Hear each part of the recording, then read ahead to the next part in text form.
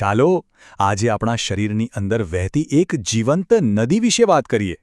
જી હા, આપણે વાત કરી રહ્યા છીએ લોહીની.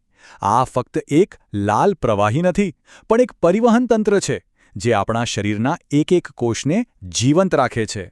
પણ શું ક્યારે વિચાર આવ્યો છે કે આ નદીમાં દરરોજ કરોડો નવા રક્તકણો આવે છે ક્યાંથી? આટલું મોટું ઉત્પાદન કેવી રીતે થાય છે? ચલો આજે આ જ રહસ્યમય સવાલનો જવાબ શોધીએ. તો આ જવાબ સુધી પહોંચવા માટે સૌથી પહેલાં એ સમજવું જરૂરી છે કે આપણું લોહી એટલે કે રુધિર આખિર શેનું બનેલું છે.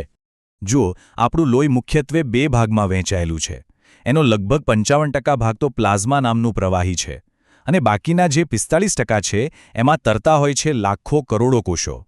અને આ 45% ભાગમાં 3 મુખ્ય ટીમો કામ કરે છે. એક છે રેડ બ્લડ સેલ્સ એટલે કે રક્તકણો, બીજી છે વ્હાઇટ બ્લડ સેલ્સ એટલે કે શ્વેતકણો અને ત્રીજી ટીમ છે પ્લેટલેટ્સ જેને આપણે ત્રાકકણો કહીએ છીએ. દરેક ટીમનું કામ અલગ અને બહુ જ મહત્વનું છે. તો આપણે પાછા આપણા મૂળ સવાલ પર આવીએ. આ ત્રણેય ટીમના કરોડો ખેલાડીઓ દરરોજ તૈયાર ક્યાં થાય છે? આટલી મોટી ફેક્ટરી છે ક્યાં? આનો જવાબ કદાચ થોડો આશ્ચર્યજનક લાગી શકે છે. આ ફેક્ટરી બીજે ક્યાંય નહીં પણ આપણી અંદર જ છે. અને એ જગ્યા છે જી હા, આપણા જ હાડકાની અંદર. ખાસ કરીને આપણી છાતી, કરોડરજ્જુ અને પેલ્વિસના હાડકાની અંદર જે લાલ અસ્થિમજ્જા એટલે કે રેડ બોન મેરો હોય છે એ જ આ કોષો બનાવવાનું અદ્ભુત કારખાનું છે. રક્તકણો બનવાની આ આખી પ્રોસેસ એટલી જટિલ અને જાદુઈ છે કે વિજ્ઞાનમાં એના માટે એક ખાસ નામ પણ આપવામાં આવ્યું છે. એને કહેવાય છે હિમેટોપોઇસિસ. આ એક જ શબ્દ એ આખી પ્રક્રિયાનું વર્ણન કરે છે જે આપણા હાડકાની અંદર 1 સેકન્ડના પણ વિરામ વગર સતત ચાલતી રહે છે. તો ચલો આ કારખાનાના હીરોને મળીએ. આ હીરો છે એક જાદુઈ માસ્ટર સેલ જેનું નામ છે હેમેટોપોએટિક સ્ટેમ સેલ. આ જ એ મૂળ કોષ છે જેમાંથી બાકીના બધા જ રક્તકણો બને છે. વિચારો કે આ સ્ટેમ સેલ એક એવી માટી જેવો છે જેમાંથી કુંભાર કોઈપણ વાસણ બનાવી શકે. બસ એ જ રીતે આ એક જ કોષ વિભાજન પામીને શરીરની જરૂરિયાત મુજબ રક્તકણ, શ્વેતકણ કે પછી ત્રાકકણમાં ફેરવાઈ શકે છે. ખરેખર અદ્ભુત છે ને આપણા શરીરની રચના. તો એકવાર આ બધા કોષો ફેક્ટરીમાં બનીને તૈયાર થઈ જાય પછી એમને પોતપોતાની ટીમમાં મોકલી દેવામાં આવે છે. ચલો હવે જોઈએ કે આ ત્રણેય ટીમો શું કામ કરે છે. ટીમ નંબર 1 અને સૌથી મોટી ટીમ છે રક્તકણોની.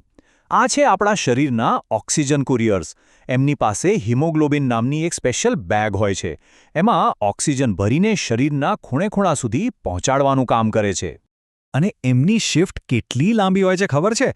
લગભગ 120 દિવસ. મતલબ કે એક નાનકડો કોષ લગભગ 4 મહિના સુધી નોનસ્ટોપ કામ કરતો રહે છે. આ જ કારણે કારખાનાને સતત નવા કોષો બનાવવા પડે છે. હવે વાત કરીએ બીજી બે ટીમોની. શ્વેતકણો આપણા શરીરના સૈનિકો છે. કોઈપણ બેક્ટેરિયા કે વાયરસ હુમલો કરે તો આ ટીમ તરત જ લડવા પહોંચી જાય છે.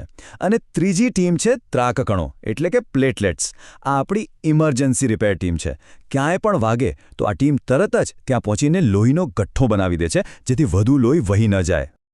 તો હવે આપણે આખી સિસ્ટમ તો સમજી ગયા, પણ કોઈપણ કારખાનાને ચલાવવા માટે સૌથી જરૂરી વસ્તુ શું છે? ફ્યુલ એટલે કે બળતણ. આપણા શરીરના આ કારખાનાને પણ બળતણની જરૂર પડે છે.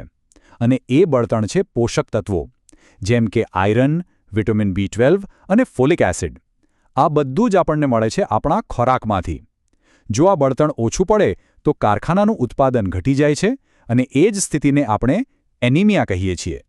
આપણા શરીરની અંદર આ અદ્ભુત કારખાનું 1 સેકન્ડ માટે પણ અટકતું નથી. સતત લાખો જૂના કોષો નાશ પામે છે અને કરોડો નવા બનતા રહે છે. આ ચક્ર જ જીવન છે. તો અંતે એક જ સવાલ છે કે આટલી મહત્વની ફેક્ટરીને શું આપણે આપણા આહાર દ્વારા યોગ્ય બળતણ આપી રહ્યા છીએ? વિચારવા જેવી વાત છે, ખરું ને?